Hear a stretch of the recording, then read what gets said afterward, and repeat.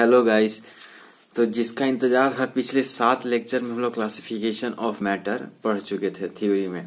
अब आके एक्सरसाइज आया और पहले भी क्वेश्चंस बनाए थे बट अब जाके एक्सरसाइज आया तो बहुत सारे क्वेश्चंस हम बनाएंगे, लगभग 40 क्वेश्चंस। बहुत इंपॉर्टेंट लेक्चर है। पूरे 7 लेक्चर नहीं देखेंगे कोई दिक्कत नहीं, लेकिन इसको जरूर देखना। ये क्वेश्चन आंसर का हमारा ये लेवल 1 है, जिसमें हम लोग शुरू में ट्रू फॉल्स देखेंगे, उसके बाद फिर इन द ब्लैंक्स देखेंगे, मैच द कॉलम, कुछ एमसीक्यूज और कुछ लेवल 3 के क्वेश्चंस देखेंगे। इस तरह से तो चलो स्टार्ट करते हैं। ट्रू एंड फॉल्स सब बहुत आसान है। इसको पहले पॉज कर लेना, उसके बाद खुद से अटेम्प्ट करना। ऐसे भी मैं हर एक करवा ही देता हूँ। पहला, gas molecules have higher intermolecular force of attraction due to larger intermolecular spaces. ये तो फॉल्स है। क्यों? क्योंकि गैस मॉलिक्यूल्स का जो इंटरमोलिकुलर फोर्स ऑफ अट्रैक्शन है वो लो होता है। यहाँ हाई लिखा हुआ है, ये हाई तो गलत है ना, यहाँ लो होना चाहिए। Gas molecule have low intermolecular force of attraction due to larger intermolecular. इसका मतलब क्या हुआ कि गैस में पार्टिकल्स बहुत दूर दूर होते हैं, बहुत दूर दूर। तो ये जो गैप है इंटरमोलिकुलर स्पेस से, ये ज्यादा होने के कारण intermolecular force of attraction weak होता है। Gas molecules have low intermolecular force of attraction due to larger intermolecular spaces. तो ये हमारा क्या हो गया? फॉल्स हो गया, क्योंकि हायर दिया हुआ था। होना चाहिए क्या? लो होना चाहिए। लो इंटरमोलिकुलर फोर्स ऑफ अट्रैक्शन होता है। Second, non metals usually form acidic oxides. ये बिल्कुल क्या है? सही है। सेकंड क्या है? Non metal usually form acidic oxide. बिल्कुल सही है, ट्रू है। Non metal acidic oxide form करते हैं जनरली, और न्यूट्रल ऑक्साइड भी फॉर्म करते हैं। मैंने कहा था ना, इसका 6 लेक्चर में मैंने नॉन मेटल, मेटल और मेटलॉइड्स को दिखाया था। अब आते हैं थर्ड क्वेश्चन, बहुत आसान और बहुत सबसे बेसिक, 12 तक हमेशा काम देगा, लाइफ लॉन्ग। थर्ड क्वेश्चन क्या है? Boiling occurs throughout the liquid. बिल्कुल सही, ट्रू। क्यों? क्योंकि बॉइलिंग क्या है? एक बल्क फेनोमेना है, बल्क फेनोमेना। ध्यान देना, एक चीज बताने जा रहा हूं। बल्क फेनोमेना हमने डिस्कस किया था ना कि कैसे इवापोरेशन और बॉइलिंग अंतर होता है। इवापोरेशन सरफेस फेनोमेना है, जबकि बॉइलिंग क्या है? बल्क फेनोमेना है। ये थ्रू आउट द लिक्विड होता है बॉइलिंग, जबकि evaporation through out the liquid नहीं होता है। वो केवल सरफेस पर जो वाटर मॉलिक्यूल्स है या कोई भी लिक्विड, वो जो इवापोरेट होता है, जब उसका matter, state of matter change करता है लिक्विड टू गैसियस, तो कोई सरफेस का दिखाता है। आप पिछले लेक्चर पे, शायद लेक्चर नंबर 3 है क्लासिफिकेशन ऑफ मैटर COM का, तो ये बिल्कुल सही है, ट्रू है। Boiling occurs throughout the liquid. Fourth, German silver is an alloy of silver and copper. False. एक क्लास में मैंने एलॉय करवाया था आपको, देखने से तो लग रहा है कि जर्मन सिल्वर जो एलॉय है इसमें सिल्वर होना चाहिए, बट ये ऐसा नहीं होता है। मैं बता रहा हूँ कि आपको 12 में भी काम देगा ये चीज। जर्मन सिल्वर वहां भी है। तो German silver is an alloy of silver and copper, गलत। जर्मन सिल्वर जो है, मैं दिखाता हूँ। आपने एलॉय पढ़ा है ना? कल ही मैंने बताया था कि कॉपर का एलॉय होता है जर्मन सिल्वर। जर्मन सिल्वर में क्या क्या मिला होता है? कॉपर प्लस जिंक प्लस निकल। याद रखना, पिछले लेक्चर में एलॉय के बारे में शायद बात किया था मैंने। प्लेलिस्ट बना दूंगा क्लासिफिकेशन ऑफ मैटर का। जर्मन सिल्वर में क्या क्या होता है? कॉपर प्लस जिंक प्लस निकल। बाकी ये परसेंटेज दिया होगा कितने परसेंट में मिलाया जाएगा। कॉपर 30 to 60%, जिंक 20 to 30%, निकल 15 to 20%। हमारा ये फॉल्स हो गया। इसमें सिल्वर नहीं होता है, कॉपर, जिंक और निकल होता है जर्मन सिल्वर में। Fifth question number, distillation is the method used for separation of petrol from water. ये ट्रू है। क्यों? क्योंकि हमने कहा था ना कि डिस्टिलेशन का प्रोसेस का यूज कहाँ होता है? ऐसे दो लिक्विड्स को अलग करने में जिनका बॉइलिंग पॉइंट अलग अलग हो। गाइस, ये ट्रू नहीं होगा, ये फॉल्स होगा। फॉल्स होगा, क्योंकि डिस्टिलेशन प्रोसेस का यूज हम लोग कहाँ कहाँ करते हैं? डिस्टिलेशन प्रोसेस को यूज करने के लिए 2 कंडीशन है। कंडीशन नंबर 1, 2 लिक्विड्स मिसिबल होने चाहिए, आपस में पूरे होमोजीनियसली मिले होने चाहिए। मिसिबल लिक्विड्स होने चाहिए, 2 मिसिबल लिक्विड्स होने चाहिए। और सेकंड क्वेश्चन क्या है, difference in boiling points of both liquid. Of liquids, दो ही लिक्विड, जरूरी नहीं है कि दो लिक्विड, दो से ज्यादा लिक्विड भी हो सकते हैं उसमें, उस मिक्सचर में।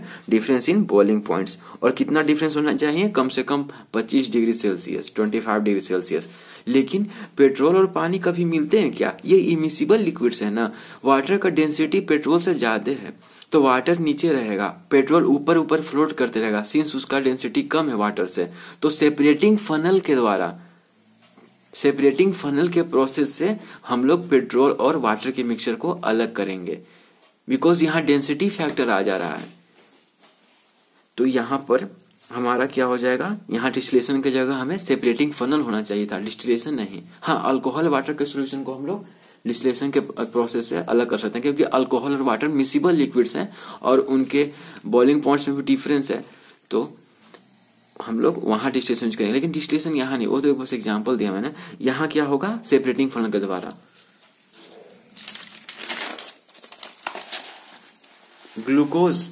Glucose water mixture can be separated by the method of evaporation.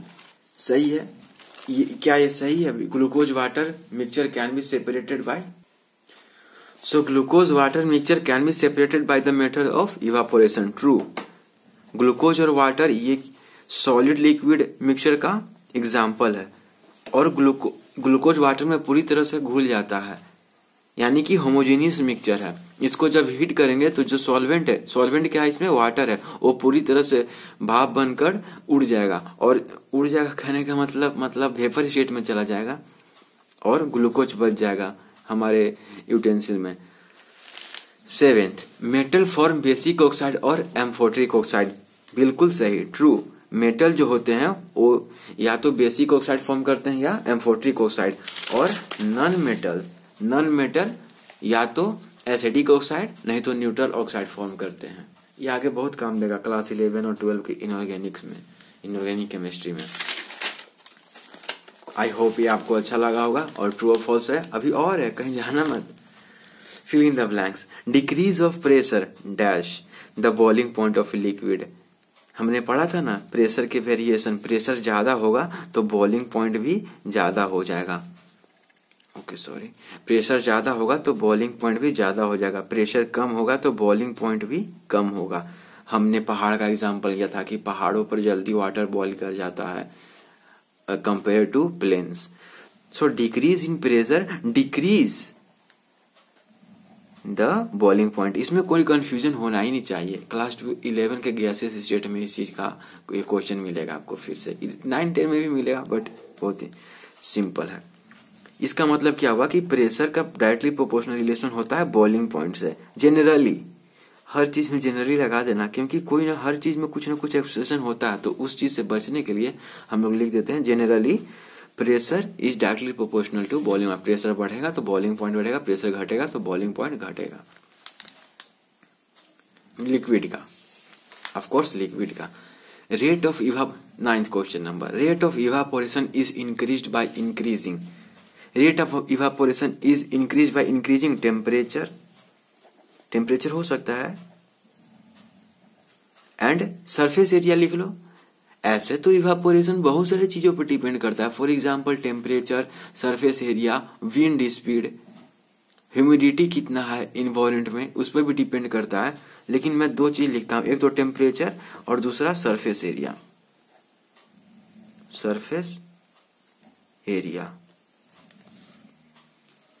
Evaporation is increase by increasing temperature और सरफेस एरिया।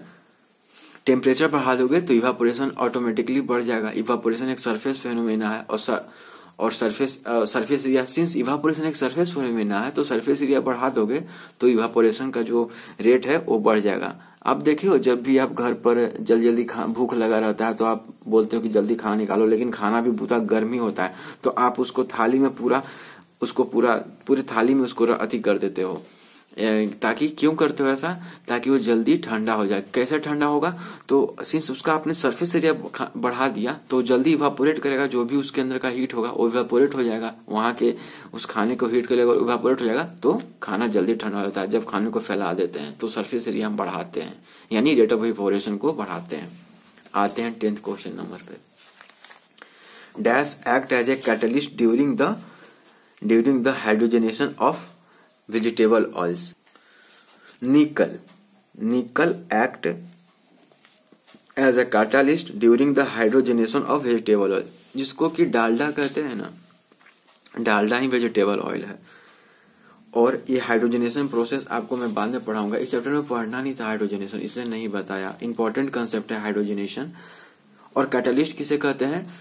किसी भी रिएक्शन में हम कैटलिस्ट इसलिए डालते हैं ताकि रेट ऑफ रिएक्शन बढ़े या घटे। ऐसा नहीं कि हमेशा बढ़े ही, रिएक्शन को घटा भी रेट ऑफ रिएक्शन को, स्पीड ऑफ रिएक्शन को बढ़ा भी सकता है कैटलिस्ट और घटा भी सकता है। तो आप पूछोगे क्या कैटलिस्ट खुद रिएक्शन में भाग लेता है? बिल्कुल नहीं, कैटलिस्ट खुद रिएक्शन में भाग नहीं लेता है, लेकिन रेट ऑफ रिएक्शन या स्पीड ऑफ रिएक्शन को या तो बढ़ा देता है या घटा देता है।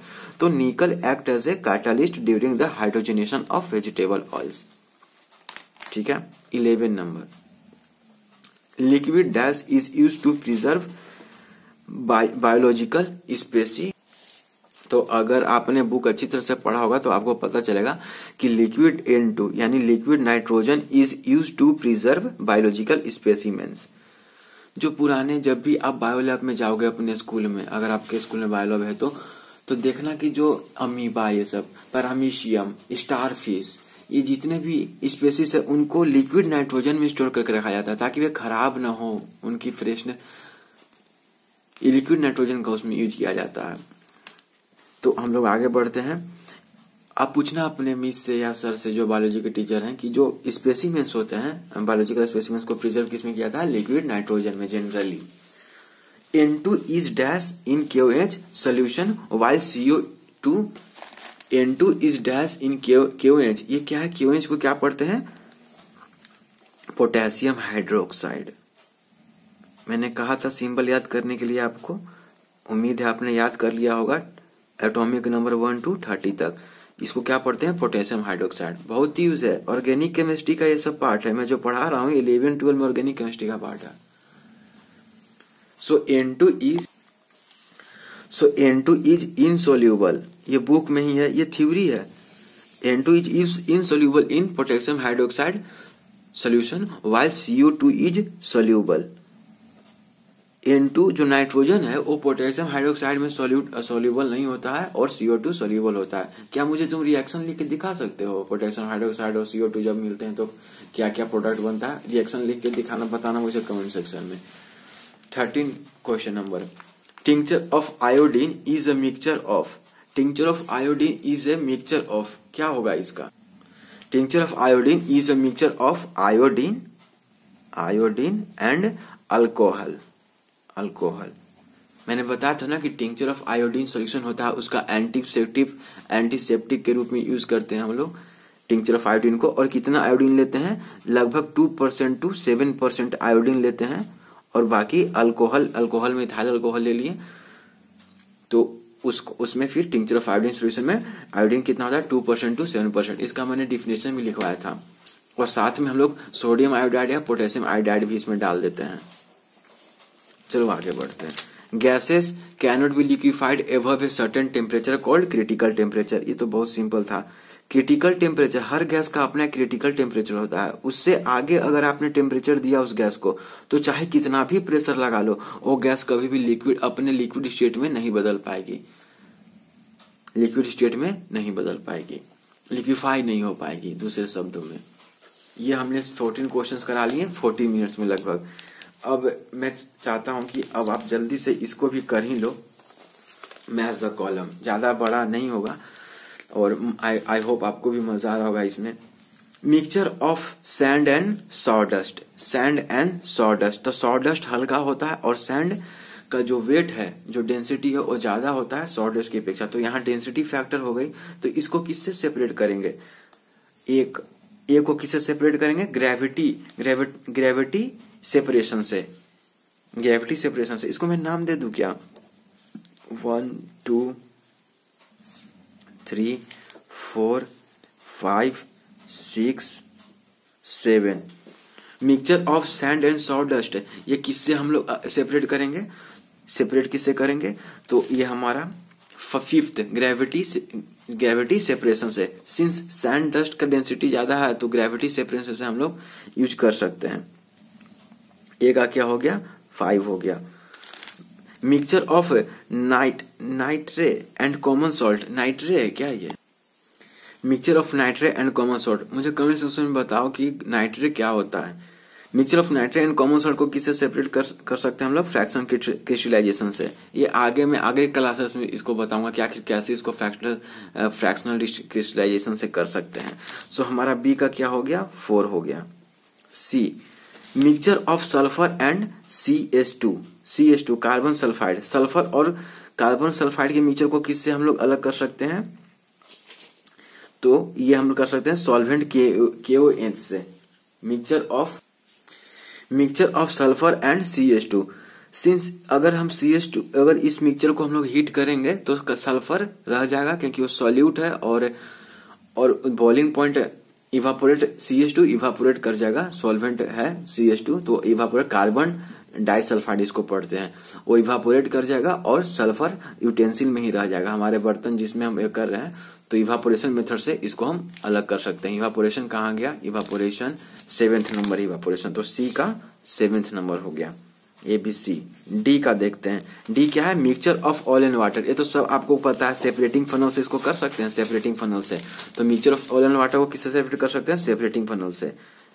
ई ऑप्शन, डी का 1 हो गया, डी का 1 हो गया। ई पर आते हैं, mixture of alcohol and water, ये कैसे अलग कर सकते हैं, सिंस अल्कोहल एंड वाटर एक मिसिबल लिक्विड है, आपस में ये होमोजीनियस मिक्सचर है, पूरी तरह मिल जाते हैं लोग अल्कोहल एंड वाटर। और अल्कोहल का जो बॉइलिंग पॉइंट है वाटर से कम है, दोनों का बॉइलिंग पॉइंट में कुछ ना कुछ डिफरेंस है बॉइलिंग पॉइंट में, तो इसको हम लोग फ्रैक्शनल डिस्टिलेशन से अलग करेंगे। सो ई का क्या हो गया, ई का 3 हो गया। F mixture of CO2 and water, अभी आपको बताया था मैंने कि जो CO2 है वो KOH में सोल्यूबल हो जाता है, लेकिन वाटर KOH में शायद सोल्यूबल नहीं होता है। तो जैसे ही हम इस मिक्सचर को हम KOH में डालेंगे, सॉल्वेंट KOH में, तो CO2 KOH में मिल जाएगा और वाटर वही का वही रहेगा। सो एफ का क्या हो जाएगा, एफ का क्या हो जाएगा 6 हो जाएगा। एफ का क्या हो जाएगा, एफ का 6 होगा पक्का, नहीं एफ का 6 नहीं होगा, एफ का होगा 2। Heating process, mixture of CO2 and water, heating process के माध्यम से हम इसको अलग कर सकते हैं। और अंत में बचा जी, mixture of SO2 and O2, sulphur oxide, sulphur dioxide and oxygen, इसको कैसे अलग कर सकते हैं हम लोग, इसको अलग कर सकते हैं सॉल्वेंट KOH में। सॉल्वेंट KOH अगर यूज करेंगे तो ये mixture of SO2 and O2 में SO2 को अलग कर सकते हैं O2 से। तो ये आप फिर से देख लेना इसको, इस चीज को दोबारा रिवाइंड करके, कुछ चीज नहीं होंगी लेकिन आप इसको आगे और भी मैं इसको इलाबोरेट करने की कोशिश करूंगा। सो आगे और भी क्वेश्चंस आएंगे, अभी तो मेन क्वेश्चंस बाकी हैं, अभी तो केवल true false, fill the blanks और मैच द कॉलम हुआ है। अब MCQs आएंगे, हाई लेवल क्वेश्चंस आएंगे थोड़ा सोचने वाले, और मैं एडिशनल इन्फॉर्मेशन भी देते जाऊंगा, लेवल 3 क्वेश्चंस भी आएंगे। So thank you so much guys for watching this video. अच्छा लगा तो लाइक करो, शेयर करो, चैनल को देखो, एक बार विजिट करो, चैनल अच्छा लगा तो चैनल को सब्सक्राइब करो। बहुत सारे प्लेलिस्ट बना दिए गए हैं, एटॉमिक स्ट्रक्चर हो गया, फिजिक्स में kinematics, dynamics, hydrostatic, wave motion हो गया, मैथ्स में real number, LCM, HCF, square root, cube roots हो गया। और आगे के वीडियोस पाने के लिए आप चैनल को सब्सक्राइब कर सकते हो। So thank you so much guys for watching this, have a great day ahead.